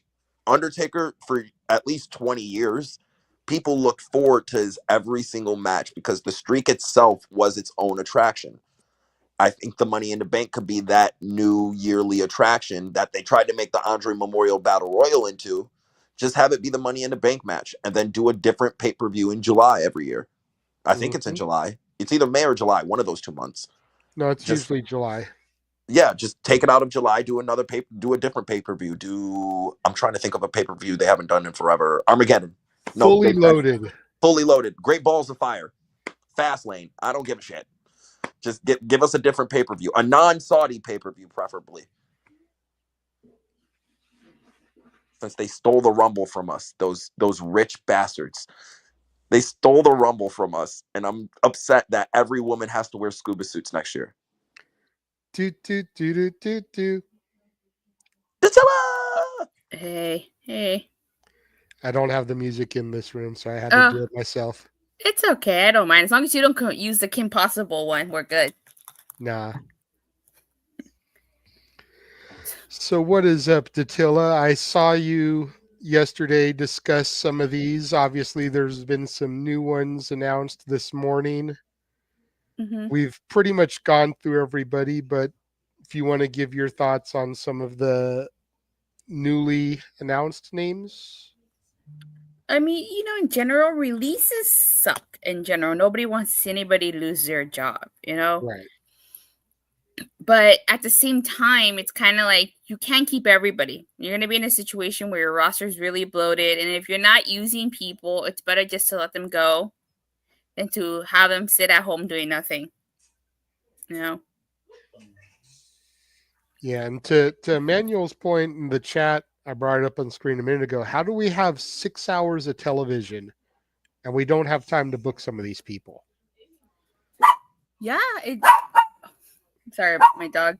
Yeah, that is crazy. It's like you would think that they would bring in and out talent, Mm-hmm. We talked about this a little bit in one of the spaces about rotating the talent in AEW. Why do we have the same talent every week on WWE television? Why can't we rotate? Do a backstage promo with Drew McIntyre this week, and the next week Drew McIntyre gets a match, and the next week LA Knight gets a backstage promo, and then the next week LA Knight gets a match. Like, we can be alternating some of this pre-tapes and vignettes and matches to kind of rotate through people instead of seeing the same 15 people over 3 hours every week. And it gives the talent more time off at home because you could do the pre-tape while they're there for the match to air the following week. Yeah. Yeah. I agree. I think it just depends on it, because you got to also remember with the modern wrestling audience, they lose interest quickly, and you got to always keep them captivated at all times. Even if we know with the diehard fans, they're going to watch whatever, but with modern audiences, you have to try to keep their attention. If they don't see one of their favorites one week, with if they see their favorites missing for a week with no explanation or just a backstage promo or something, I think it'll lose interest. I think the in-ring promos, the way WWE is doing it now, is keeping people interested in the stars that they have, like Drew, like Jimmy and Jay now, because Jimmy cut a hell of a promo last night too. Like, I think the in-ring segments and giving people what they basically pay their money to see is more beneficial than doing the backstage promos every 1 week someone's there, next week they're doing 3 backstage vignettes. That's that's pretty much AEW's model right now. So like, I think it would be more effective to keep these guys on screen and in front of your face week to week, because that's what you're tuning in for. That's what you're paying to see. You're not paying to see someone cut a backstage promo. You want to see them interact with people. I agree, but I don't feel like you need every talent doing an in-ring promo. If you want to do that with your main talent, that's fine, but there's a lot of talent that could get away with just doing a backstage promo, and kind of saving them for a match every other week or every couple of weeks, as opposed to having them fly in for every single show to not really get used. Shinsuke Nakamura was on SmackDown. He was in the background with the United States title in the shadows. Okay. Why? Why did we need him? Why did we have to pay for him to be there for that?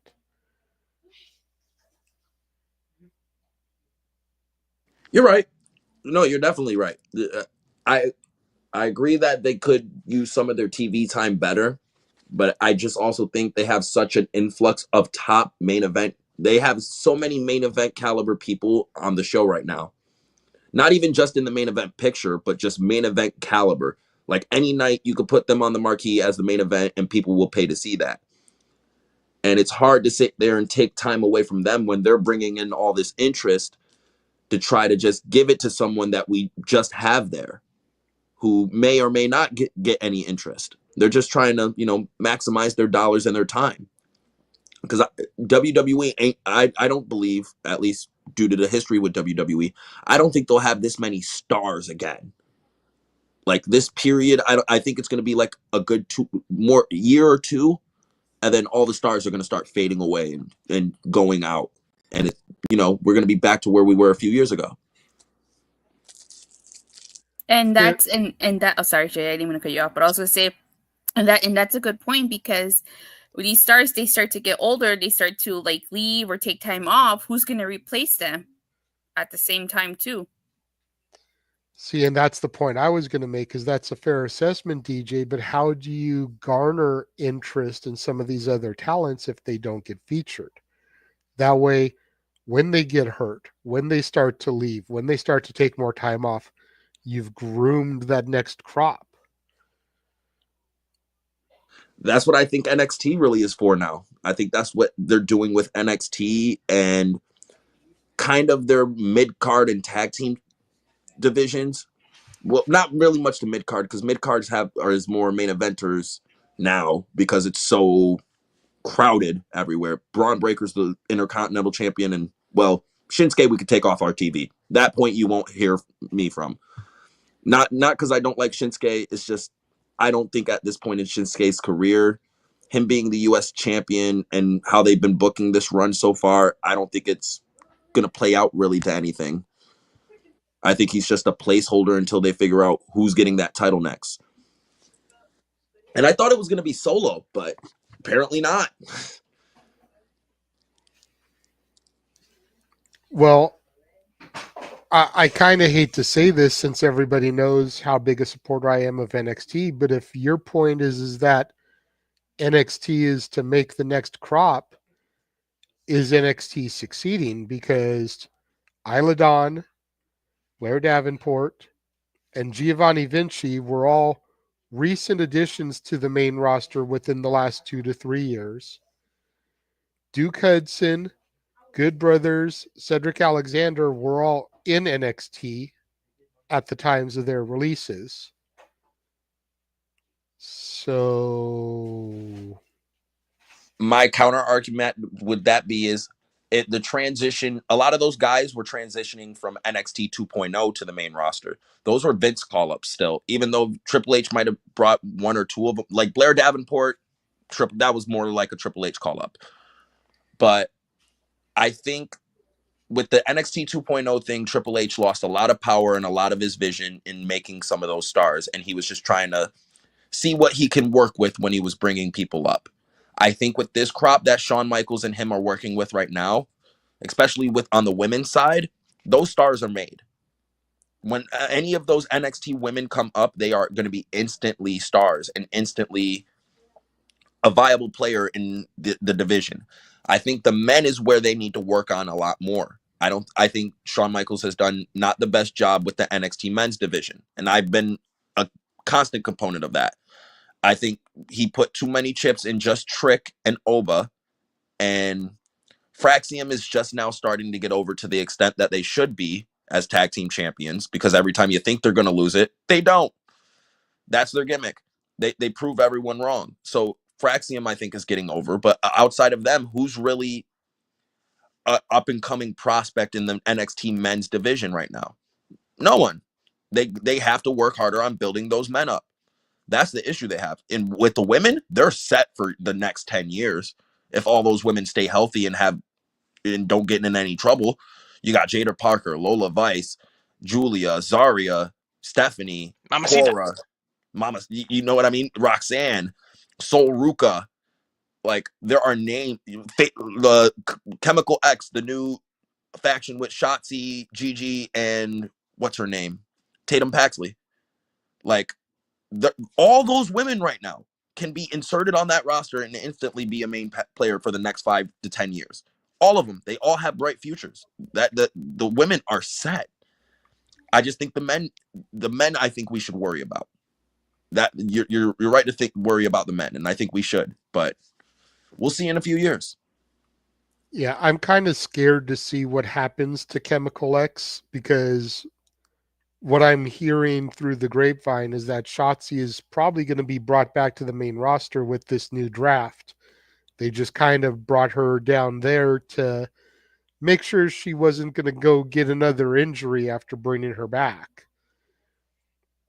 So she's more than likely coming back to the main roster. What's that going to do to Gigi and Tatum? I think Gigi's going to get a call up too soon. She's been in NXT for what, 3 years now? Something like that. But in all fairness, Gigi and JC both were best when they were a tag team.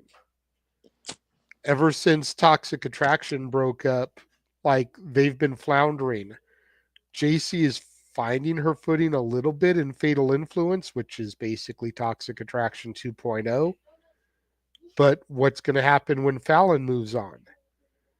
You know, is JC going to find her way back to Gigi? Like, that's when they were the best. They just don't seem to have singles potential, those two. You don't think they're going to bring Tatum Paxley up? Didn't they tease something earlier this year with her and Lyra? With her hiding in Lyra's suitcase? I think Tatum would get lost in the shuffle. I think it would be just like Blair Davenport, just like Isla Dawn. You're right. I can see that. I was just, unless they brought Chemical X up as a unit, maybe. But I don't know. Like I said, the only reason I can see them bringing them up as a unit, because Gigi's been there for a while. They do want to bring Shotzi back up at some point because they know she can be a draw. And Tatum is just kind of a part of the package deal. Like, it's kind of like the whole when Charlotte, Sasha, and Becky came up, and then Paige had her own faction too. Mm-hmm. But they were on separate shows. I can see that being a whole new thing, because there aren't really any real women's factions. I mean, Jade, Naomi, and Bianca kind of, but they're not really a faction. They're just all friends. Yeah. So I mean, they are called the Big Three, so at least they have a name. But I mean, like, as an established women faction, they don't have any up there right now in WWE at all. I can see them bringing both of those groups up to kind of set that trend. Emmanuel isn't wrong there. Damn. Just because you're not willing to work Tuesdays, Datilla, don't mean you got to shit on it. More casual fans don't see NXT. That's facts. But let's be honest, more people still watch NXT than TNA. And for the past week's AEW. So let's not take those little shots, Datilla. I'm just saying. We both have the companies and the shows that we love watching. But if we want to get technical, shit, more people watch NXT than TNA, Impact, and Dynamite combined. I wonder how things would go if TNA was on a channel that everybody got, though. That would be interesting. Fair. I've been asking that for a while because I feel like TNA is the hottest it's been in a long time. And if more people were able to see it, that would be a very interesting thing to see. We may find out soon because that's probably what this deal is going to end up doing is get them on some kind of channel. I do give your TNA that credit because they are better than they've been in a long time. And if more people could see it, it would be a different story. I'm shocked that TNA didn't get Tubi. I thought that's what WWE was going to help them with, the Tubi deal. But no, WWE said, nah, fuck that. We want to still fuck with AEW as much as possible. We're just going to throw a show on Wednesdays for no reason. Like, I always thought that they were going to use TNA as like a proxy in the war with AEW now and not try to directly mess with them anymore and be like, yo, we can help you get this Wednesday time slot. Maybe they still will. I mean, I don't think as many people are going to tune into Evolve as tune into NXT, but who knows? We'll see. Yeah. If they come out with like 500K on Tubi, that's going to be something to look at. Yeah. Maybe the first couple of weeks because it's something new, they'll get high numbers, but then it'll drastically down. Yeah. But even if they get that high number just for the first week, even if it's the debut, it's still worrying. A brand new WWE show with a bunch of indie developmental talent just came in and did 500, 600K their first show while AEW's floundering at 600. Not a good look, Tony. Not a good look, but it also shows that there's another 600,000 people that are wrestling fans that can watch TV on a Wednesday that just aren't watching your product. And I also want to see how bad the show messes with AEW numbers. That's what I want to see. Yeah. I want like how many people they start off with now that there is a WWE branded show on Wednesdays. And it's going to be, like I said, it's really interesting because I thought they were going to do the whole proxy war thing. Not, okay, you can't even beat our third brand now. We're going to make a fourth brand to compete with you. And it's not even fully us. Booker T is booking this stuff. So if you're not a better booker than Booker T. Hey, I've been keeping an eye on his reality of wrestling stuff. And I haven't like actually watched a product, but I've been kind of following shit a little bit. Booker's got a better mind than people give him credit for. He may not be a great commentator, but he's got a good mind. He has an eye for talent. I will give him that. He has an eye for talent. He's the one who brought Jacob up. He's the one who was telling WWE for years that they should have brought Jacob up to the main roster because Jacob was that good. Him and his brother. Yep, and he's also had a hand in Roxanne. So yeah, that's where Roxanne got some of her first reps, and he trained her. He's been doing stuff with Trick too. Mm-hmm. Like there are certain people under Booker T has an eye for talent. I think he would be he's a great talent scout. I think that is his role, to go out there and tell Triple H who should he look at and who he should be signing soon. I think that's the perfect role for Booker T. As like a booker and knowing how to put people in the best positions possible for them to succeed and getting someone over. I don't think that's the best way to show his talents. I don't think that's the best of his talents. That's all I'll say. But yeah, man. but in terms of finding the talent and knowing who you can push in the future or who has star potential, he's great at that. Better than Bruce Pritchard. Fair enough. Feel like we kind of got lost on a side tangent there. Again. It happens. It's all good. Going back to Datilla, as far as the names that came out today, were there anybody that you really wanted to address? Because I didn't hear you really address anybody. I feel like I was surprised to see Isla Dawn go, especially not up and without Alba Fire. But I think she's a great talent that just wasn't given enough time to shine. I definitely would think she'd make a great knockout. Giovanni Vinci, after he lost to Apollo Crews in 5 seconds, I think it was kind of over for him. And the Good Brothers, I'm not the biggest Good Brothers fan. I never have been. I don't know where they go from here. Maybe back to New Japan. But I will say it was a missed opportunity with the Good Brothers because you had AJ Styles, Finn Balor, Shinsuke. You could have, even Cody Rhodes. You could have had them all interact, maybe do something there with that. But they just never pulled the trigger on that. So this is the second time they get released. And they got released again. Yeah, I think it's a damn shame they didn't try to do an actual Bullet Club thing, especially when Tama Tonga and Tongaloa came up, Gorillas of Destiny. Have the GOD, have the Good Brothers, have AJ, have Balor. And maybe just leave it at that because Cody is champion doing his own thing. He could have always come in later, but just have those 6 as your contingent and see if you could talk to New Japan about getting the rights for the Bullet Club logo and just fucking run with that shit. You want something that could have seriously rivaled the Bloodline for a War Games match, Bullet Club versus the Bloodline. Yeah, that's fine. Yeah.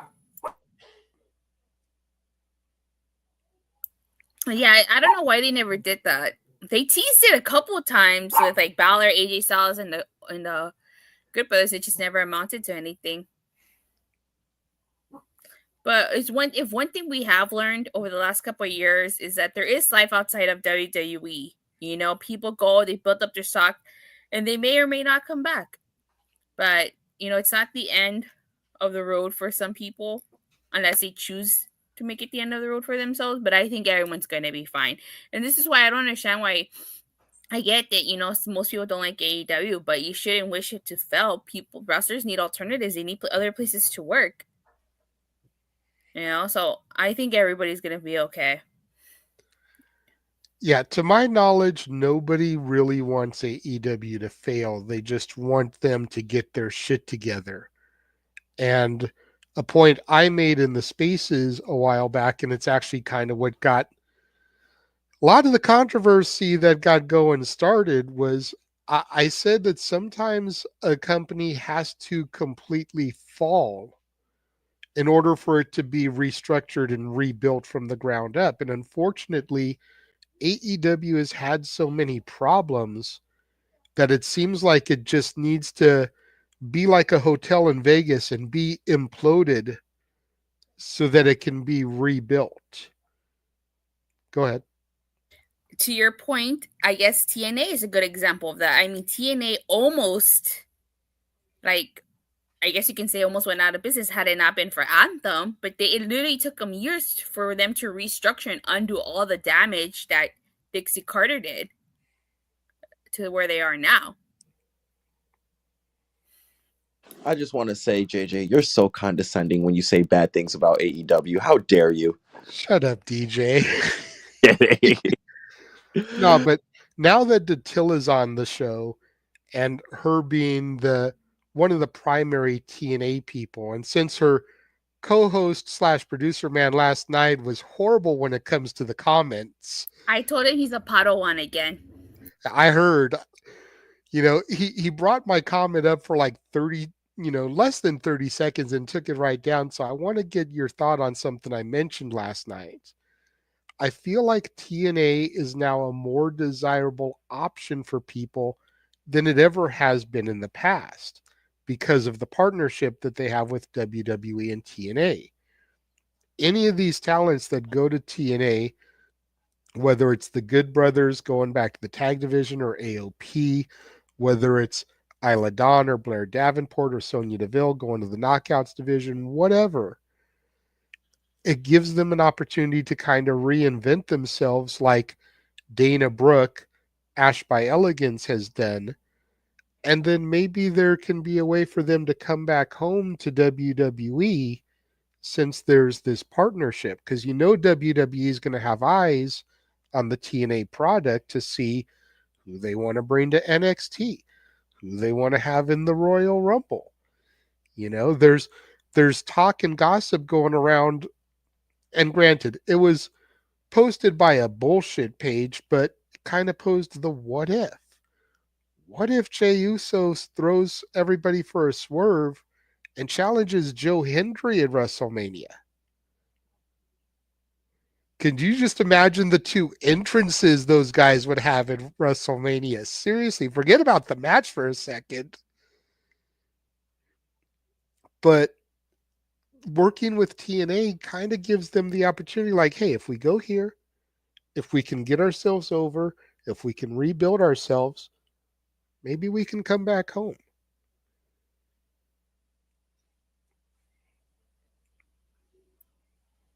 I will say one thing that TNA does really well is that they play to the strengths of the talent. And I've said this before, and I will keep saying it. Take Top Dollar AJ Francis. I didn't give two shits about Top Dollar. And when he came to TNA, I was like, really? Of all people, him? But TNA did such a great job showcasing him as AJ Francis that I actually think he's amazing now. Mm-hmm. Nah, he's an asshole. He dodged me on my interview yesterday. I'm pissed at him. Yeah, DJ was actually supposed to interview him on one of the X Spaces yesterday, and he canceled at the last minute. So AJ Francis is a little bit of a touchy subject for him, but I completely get he's where gonna you're coming reschedule. from. I was just kidding. I don't want him to really think I'm mad at him. He doesn't want no smoke with AJ, but I completely agree with you because I've been defending AJ Francis to Noah for a minute. Like, yeah, he came in with the flop dollar stigma, and then Joe Hendry doing the Cheez-It Championship thing with him, didn't help matters. But AJ's having one of the best runs of his career. Not to mention, AJ Francis doesn't get the credit for helping Joe Hendry get over. If it wasn't for Joe Henry's feud with First Class and him making that apology video, that apology song to AJ Francis, who's to say Joe Hendry doesn't go viral? Mm-hmm. Exactly. And I feel like AJ and KC Navarro work better than he and Rich Swann did. I almost feel like Rich Swann was there to help elevate AJ, where AJ and KC are kind of elevating each other. If that makes any sense. Yeah, I get what you're saying. And then another example, look at Xia Li Ying Li, and with one match, they made her such a badass. Mm-hmm. And now all these people have the opportunity to come back to WWE because of the partnership. Even if it is just going to NXT, it's still the possibility. Look at the pop Fandango got. I guess DJ had to dip. Oh, yeah. But look at the response that JDC got as Fandango when he returned on Tuesday. I don't know if you saw it. You don't watch Tuesday nights, but... I heard. Did you at least see the clip? I didn't see the clip, but I saw a picture of it. Go to the X and at least watch the clip of him coming out. That crowd was into it. They were loving it, and he was appreciative of it. He even talked about how much that music meant to him before going on to reintroduce himself as JDC representing the system. And I told a bunch of people, I think if he had come out as the system music, he wouldn't have got that reaction. Because one, the music represents 5 people. So who's coming out? Oh, the system music saying we're going to get Moose, we're going to get Brian Myers, we're going to get Eddie Edwards. Oh, we got JDC. That type of thing. Whereas hitting that music, everybody knows that music. Everybody loves the Fandango music. So he got that huge pop. Then comes out, says, hey, I'm JDC. I represent the system from TNA. So now next week when he comes out with that system music, people know who it is. And they don't get all excited for one of 4 other people and like, oh, it's JDC. It'll be like the NWO music hitting and out comes Vincent instead of Hogan or Nash or Hall. It's Virgil, whatever. But it was a moment. You got to go back and watch that. It was awesome. All right. I'll go watch. At least do me that favor. The whole segment with him and Lexus Keane was really good. The back and forth. Yep. And the rule change. All right. Oh, I'll go back. I mean, it's Saturday. You got free time. It's not Tuesday. Sure, I'm here. And he even poked fun of his beard. He said, "You freaking painted your beard on." And he was like, "It's spray paint." Like they even did like it's hilarious. Okay. So. But I mean, do you agree that TNA now seems like a more desirable option than it has in the past? I do think they seem like a more desirable option, especially with that partnership. It's probably an enticement for some people to consider TNA as an option. Yeah, whereas more people would have probably just thought, oh, well, AEW's got the bigger pocketbook. That's where I want to go, like going to WCW. With TNA in this partnership, they know like, hey, okay, maybe I'll get a little bit less money, but if WWE wants me back, it's a little bit more of a pleasant way to get in as opposed to burning a bridge. Mm-hmm. Yeah, I definitely do think that the partnership will probably be here for. I hope it lasts for a good while, and it's not just because it said, I know when they said the press release, there wasn't an exact number. It said multi-year. That could mean 3 years. That could mean 5 years. But hopefully this partnership continues. Yeah, I agree. So I've been enjoying the partnership. Yeah, me too. I'm just hoping the merger means they get to use themes and stuff because damn it, I'm not gonna give up. I need AJ Styles with his old theme, man. His TNA theme. I am kind of curious, like why WWE doesn't send the talent that they're not using, like, instead of releasing them. Why don't they send them to like TNA or something instead of outright releasing them? I said that earlier that it could be a backdoor way of doing it, like get them off of the WWE payroll and booking, but TNA signs them and they can kind of backdoor their way back through NXT and through the merger. But with on TNA's dime, WWE still can shine these people on their TV.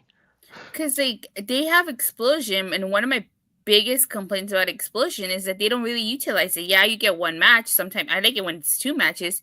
You get around the ring, but you could do so much more with Explosion. I've always said they could do so much more with Explosion.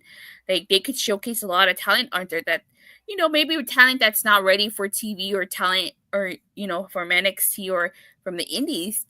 And they could do so much with Explosion. That could be TNA's second show, but they're just not investing time in it. Maybe instead of releasing wrestlers, you can send them over TNA. Not saying you have to put them on Explosion, but, kind of help do something with Explosion. I agree. That was one of my big things against TNA is like when I was reviewing it on a consistent basis, I would watch Explosion every week. And it's like 1, maybe 2 matches. Like, y'all got an hour. There's no reason why you can't get 3 matches on this show. 3 10-minute matches. It's 30 minutes. do the around the ring segment that kills about 5 or so, and then the rest of the show can be, video packages, commercials, whatever. But there's no reason why they couldn't give more matches. Mm-hmm. And to your point, like that could be the NXT&A show. Yeah, exactly. So I don't know, but I've been watching Explosion because I don't even know if there's a new one. Because I know the last ones have been kind of recaps, like never before seen matches. Mm-hmm. But still, like that's always just been my biggest gripe with Explosion. It's like they could do so much more with it, and they haven't yet. I agree. So We went through this whole conversation, and she's still gonna take Tuesdays off after all this shit. Of course. I expect nothing less from her at this point. I need a day to myself, during the week. I don't know, but that's on you. Wednesdays are quickly becoming my days off, but that's until Evolve starts. Well, okay. I don't know. It's because if I can't watch NXT live, I would have to wait till Wednesday to watch it on the app. I already watched Dynamite, and then I go back and I watch what I miss, and then I watch another hour something minutes without. I'm assuming it's like an hour and 30 without the commercials. Yeah. I'm doubting myself. Mm-hmm. He says I'm stuttering. Yeah. So. See, she's like Walter. She reads typos. Mm-hmm. Mm-hmm. But yeah, I mean, I've given up trying to push you on it, but it's like you can't sit here and tell me that Dynamite has been like entertaining for you to watch every week. It has not actually. This past week was actually a pretty decent episode, I will say. But prior to that, it felt like watching Raw from like 2019. See, so it's like NXT where TNA people are showing up, or Dynamite. They don't show up every week. JDC will be on this coming week, challenging for the Heritage Cup. So gives you an excuse. We'll see. We shall see. I don't have cable anymore, and Sling does not carry the CW. I know. Trust me. That's why I have the app. I'm just like you. I have to watch it the next day. I can't even watch my NXT live anymore. I have to watch it the next day. I have to worry about Walter spoiling shit for me. Messaging me while it's on. Are you watching right now? No, it's not on Sling. Here, try this link. Yeah. I'm not trying to do one of those unless it's a watch along. At least I ask and don't just straight up spoil it. I'm like, I mean, like, are you watching? And then I'm like, all right, never mind, can't say it. So we'll see. But if I ever do watch NXT Weekly, trust me, JJ, you'll be the first to know. I better be. I better be. Vengeance Day is next Friday, right? It's this Friday, I should say. What? Vengeance Day is this Friday? Next Saturday. Isn't it on Valentine's Day? No, it's a week from today. Oh, okay. Okay. It's the same day as Grand Slam Australia. Oh, okay. I just wish NXT picked a damn channel that's on Sling. Like, what the fuck?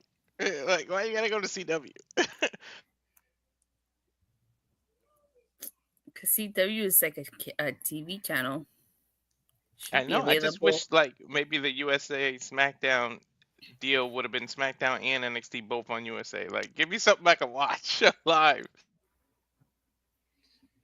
No, it's all good. I'm enjoying the CW. I just hate that I have to see it the next day. It is what it is. But if there's nothing else to add about the release talents, then we'll go ahead and wrap this up because we do have a watch along later on this evening for the MLW Super Fight 6. That begins at 8:30 Eastern, 5:30 Pacific. We'll be on the air doing our pre-show of that, talking about the matches. And then, of course, Saturday will be live as soon as that goes off the air. So probably in the vicinity of 8:30, 9 o'clock Pacific, so 11:30 midnight Eastern, with our TV theme karaoke. Make sure you guys all tune in for that. Thank you all for joining us for this 2-hour conversation about the release talents. We greatly appreciate you guys joining and tuning in. And we will catch you guys in a little bit for our other presentations. Have a good night. Bye, everybody.